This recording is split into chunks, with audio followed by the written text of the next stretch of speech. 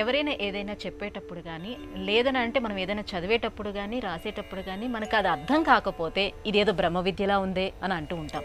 అసలు ఆ బ్రహ్మ విద్య అంటే ఏమిటి? అథాతో బ్రహ్మ జిజ్ఞాస. బ్రహ్మసూత్రాలు ఈ మొదటి సూత్రంతో ఆరంభమవుతాయి.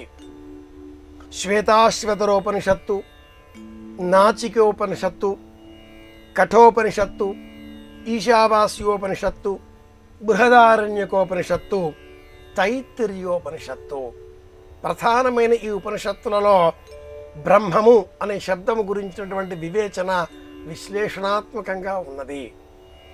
నచికేతుడు అడిగిన ప్రశ్న చాలా విశేషమైనటువంటిది. యమధర్మరాజునే అడిగిన ప్రశ్న అది. బ్రహ్మము అనగా జ్ఞానము అని అర్థం. బ్రహ్మదేవుడు, చతుర్ముఖుడు, పంచముఖుడు ఇలా కాదు. జ అంటే పుట్టుట, జ్ఞ అంటే తెలుసుకోవుట, విశేషంగా తెలుసుకోవడం, మరింత విశేషంగా తెలుసుకోవడం. సంజ్ఞానం, విజ్ఞానం, ప్రజ్ఞానం, జ్ఞానదభిజానత్, సంకల్పమానం, ఉపకల్పమానం, ఉపకల్పమానం, అవిక్లుప్తం, క్లుప్తం. ఇలా వేదంలో ఈ జ్ఞాన అన్న శబ్దాన్ని వివేచన చేస్తూ ఆ బ్రహ్మ శబ్దాన్ని కూడా పలుచోట్ల ఇదే విధంగా వివరణాత్మకంగా చెప్పడం మనం వేదంలో గమనించవచ్చు. ఓమిత్యేకాక్షరం బ్రహ్మ, ఒకే అక్షరం బ్రహ్మస్వరూపము.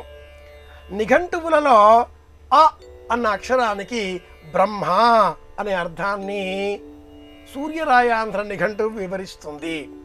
ఒకే అక్షరం అ అంటే అది బ్రహ్మ అని అర్థం. అక్షరము పుట్టుక లేనటువంటిది అని అర్థం.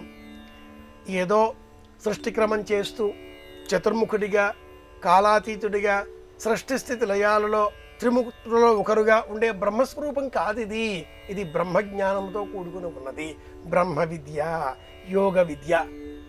ఇంత వివరణ కాకుండా ఒక్క ముక్కలో చెప్పండి అంటే నేను అంటే ఏమిటో తెలుసుకోవడం బ్రహ్మ విద్య.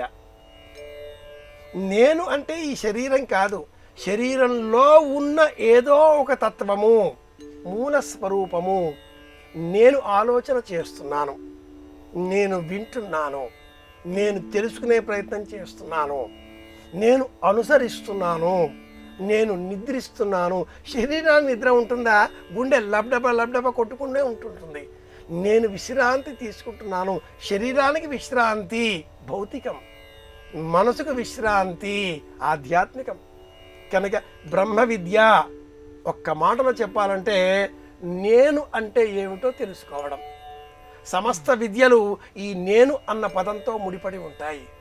అహం తొలగితేనే అనుగ్రహం లభిస్తుంది అనే ముక్కలో నేను తొలగిపోతే జ్ఞానం తెలిసి వస్తుంది. ఇది బ్రహ్మ విద్య. నేను అంటే తెలుసుకోవడం.